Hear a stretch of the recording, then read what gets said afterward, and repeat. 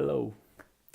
For this third activity, I have consolidated information about aspects that, in my opinion, are most relevant in England, that country I choose at the beginning of the course. And I will show you a comparison between these aspects from the English and the Colombians. What aspects are relevant to me? Okay, well, now I'm about to finish the civil engineering university program. That is why I want to compare integrated transport systems in London and Bogota. Ready? Let's start. London, besides in an Besides being an emblematic city, it's catalogued as a world example in public transport. For what is this? It must be for the proper function of your transport for London system and the acceptance of its users. Well, it offers opportunities to different people and companies while complying with the highest environmental standards. These systems has subways, buses, and taxis. The subway satisfies the transport needs of its users, providing security and comfort. Offers very useful aids such as a pre-recorded voice that alerts passengers to existence of a space between the platform and wagon at the time of entering or leaving it. In addition to this, the subway moves more than 3 million passengers daily. It is the fourth longest subway system in the world with 402 kilometers of extension, divided into 11 lines, totaling 270 stations. It has security cameras, and something I think is quite nice is that it also has Wi-Fi. Well, taxis have a high price, also have Wi-Fi, and something that I emphasize is that the drivers of these taxis must present a knowledge test before having the permission to operate the vehicle.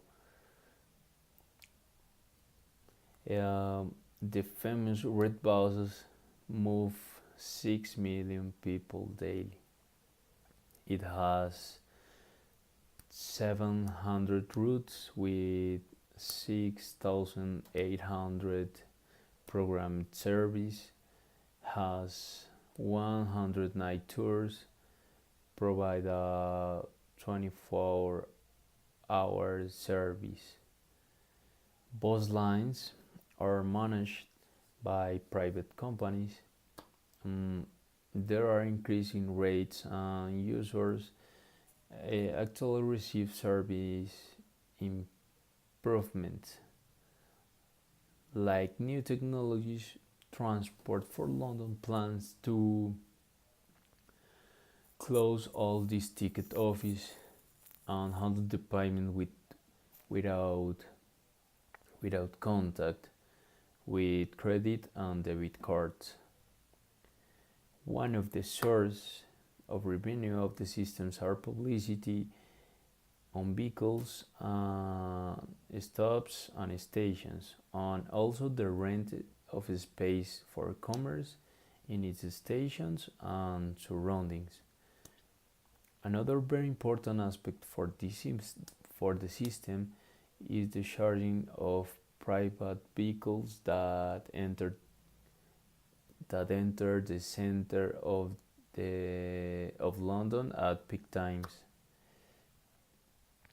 On the other hand, We have the famous SITP in Bogota that has Transmilenio and blue buses.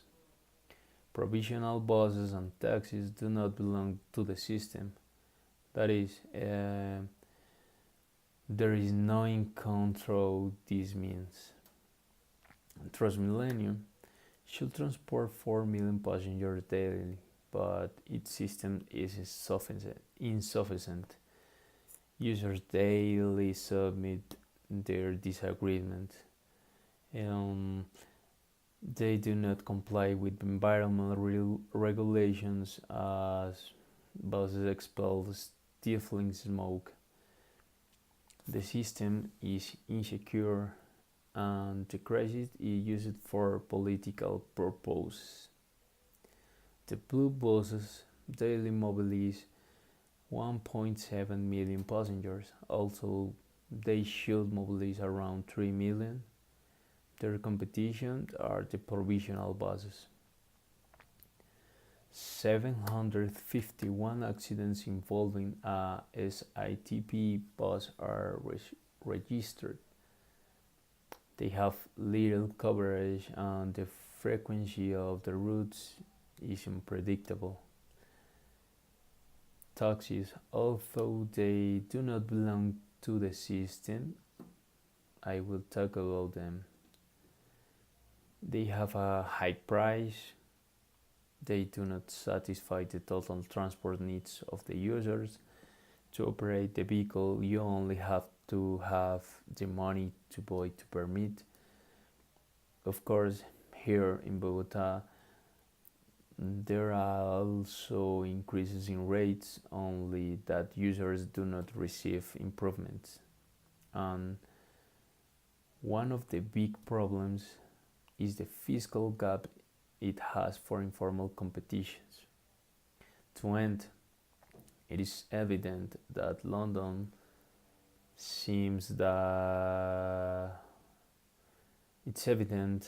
that London seems to a very organized city and is reflected through its integrated transport system. On the other hand, Bogota is a city opposed to London, quite disorganized. Thank you. Be happy.